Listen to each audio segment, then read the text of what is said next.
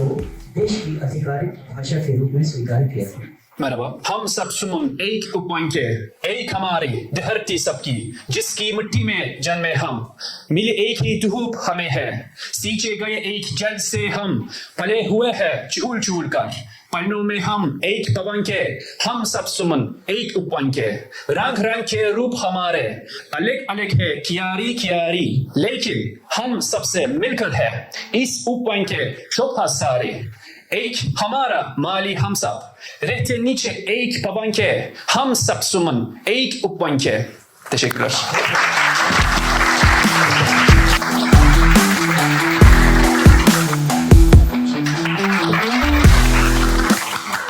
The evolution of language. It began with no world, no grammar, no name, only breath and hunger, and the deep, aching need to be heard. A flicker of light in a cave, a trembling hand on stone, a sound, not yet a word, spilled from the throat of someone who couldn't take the silence anymore, not because they were ready, but because they were human.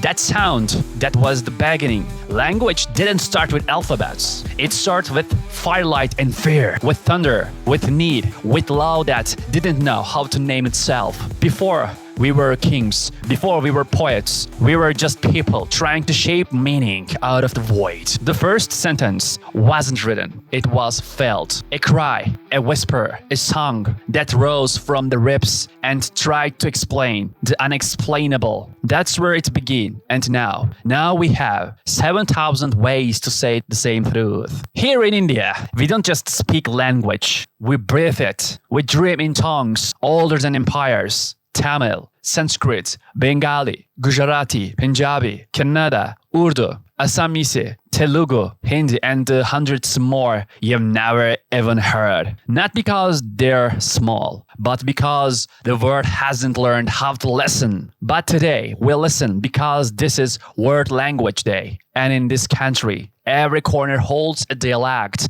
every home holds a story, and every voice matters. Let me ask you something. What is a language? Is it just a tool, a method, a set of rules? Or is it a spell? Is it a way to time travel, to touch ancestors who live only in vowels now, to taste memory in your mother's accent, to find identity between syllables you didn't know you missed? Language is history with a heartbeat. Every word you say has a graveyard beneath it and a seed. It has carried pain. It has carried prayer. It has carried nations and names that empires tried to erase. There was a time when the colonizers came and told brown people to bury their mother tongues. They called it progress. They called it standardization. But what they meant was silence. They meant forget who you are. Speak like we do. Think like we do. Erase yourself. But language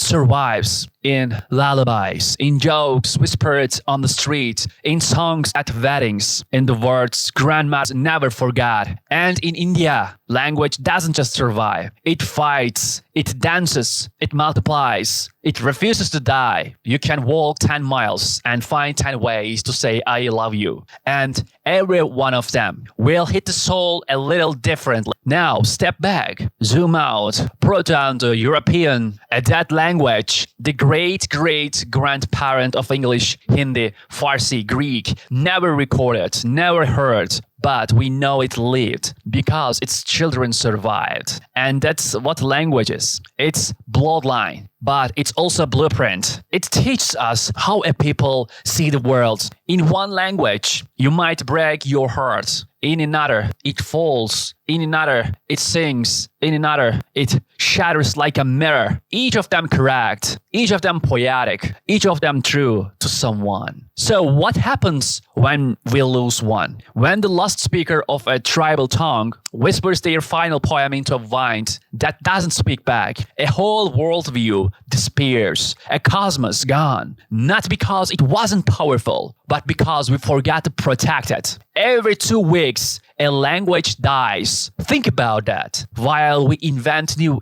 emojis to avoid emotion. People are losing entire vocabularies for rain, for grief, for home. Language wants to live. It will find a way. Through song, through revolution, through classrooms, through protest signs, through memes, through you. And today, right now, in this very moment, you are part of that evolution. Because language doesn't just live in books. It lives in voice and you. You are the voice. You are the echo of the first cry in the cave. You are the continuation of a story that refuses to end. You are the next translation of an accent dream. So speak. Speak in your accent, in your dialect, in your broken grammar and mother's rhythm. Speak in your native tongue. And if you have lost it, you find it, relearn it, reclaim it. Because when you speak your truth, you honor all you fought to say anything at all. Language is resistance.